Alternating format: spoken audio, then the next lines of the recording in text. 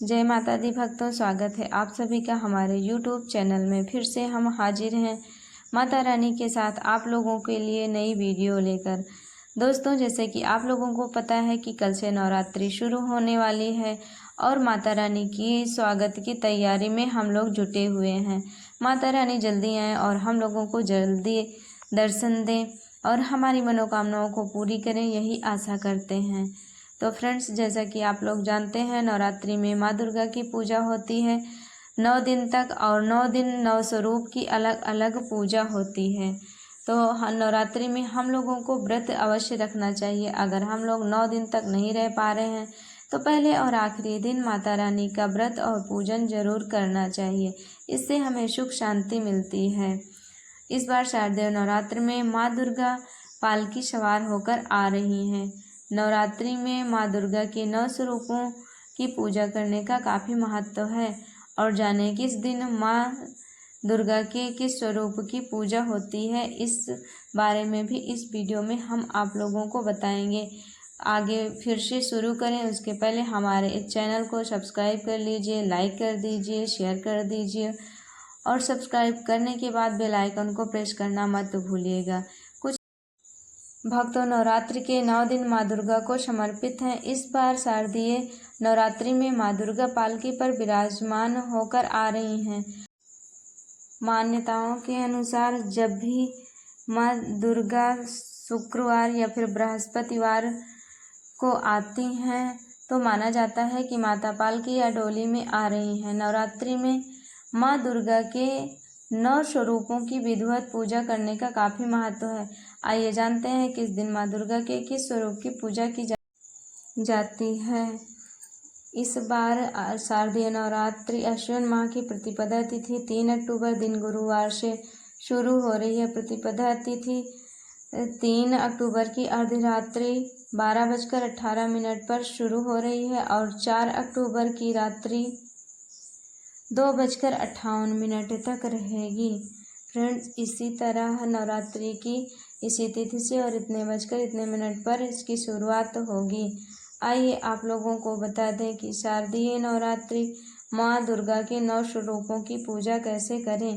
पहला स्वरूप है माँ का शैलपुत्री। पहले दिन माता शैलपुत्री की पूजा होती है।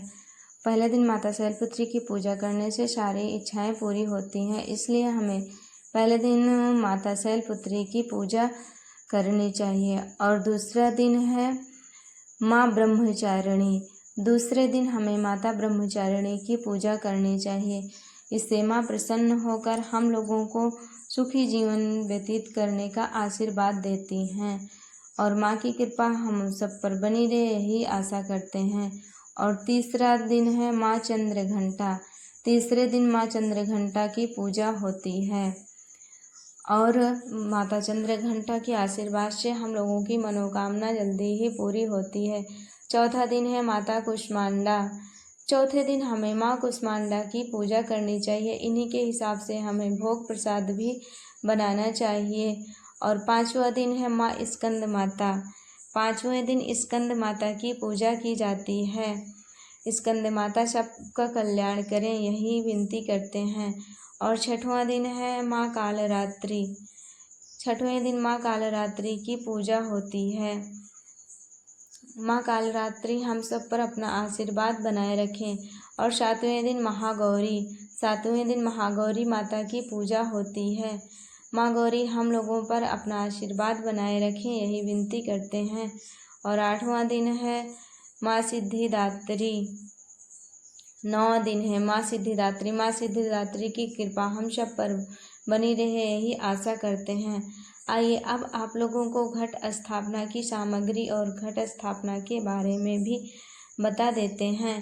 घट स्थापना में सबसे पहले हमें चाहिए पंचपल्लव, आम का पत्ता या फिर पीपल का पत्ता या फिर बरगद का पत्ता हो। अगर पंचपल्लव ना मिले तो आम का पत्ता उपयोगी है। इसके अलावा मौली, मिट्टी के दीपक, सिक्का, ज्वारे के लिए साफ मिट्टी, मिट्टी का कलश, साफ जवा, रोली, अक्षत, पुष्प, लाल या पीला कपड़ा, गंगा जल, रुई की बाती, शहद, कपूर, इत्र, घी, कच्ची हल्दी, गुड़, धूप, नैवेद्य, मिट्टी या पीतल का अखंड ज्योति के लिए दिया, पान के पत्ते, नारियल, हल्दी और फूल, ये सब घट स्थापना की सामग्री है। और घट स्थापना करने के बाद कलश पूजन की सामग्रियां भी इसी में शामिल हैं। तो हम आप लोगों को घट स्थापना की सारी सामग्री और घट स्थापना पूजन की सामग्री भी बता दिए। अब आइए जानते हैं कि कलश स्थापना यानी कि घट स्थापना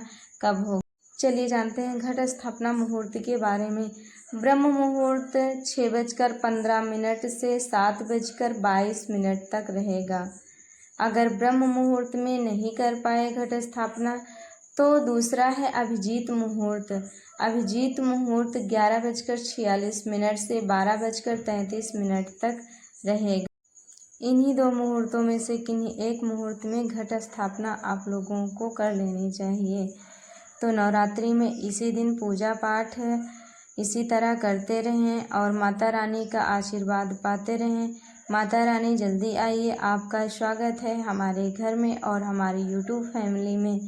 तो माता रानी हमारे पूरे परिवार को और आपके पूरे परिवार को आपको हमेशा खुशी रखें, कोई भी परेशानी ना हो, हर दिक्कतों और बाधाओं से दूर रखें। तो माता रानी जल्दी आइए, हम लोग स्वागत के लिए तैयार हैं। तो भक्तों आप लोग भी तैयार रहिए, माता रानी आने वाली हैं। अब इसी के साथ ये वीडियो यहीं पर समाप्त करते हैं, मिलेंगे फिर अगली वीडियो में।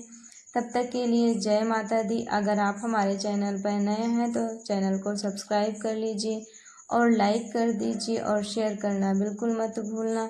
तो इसी तरह नवरात्रि में आप लोग खुश रहिए, स्वस्थ रहिए, मस्त रहिए और माता रानी का पूजा पाठ करते रहिए। माता रानी का आशीर्वाद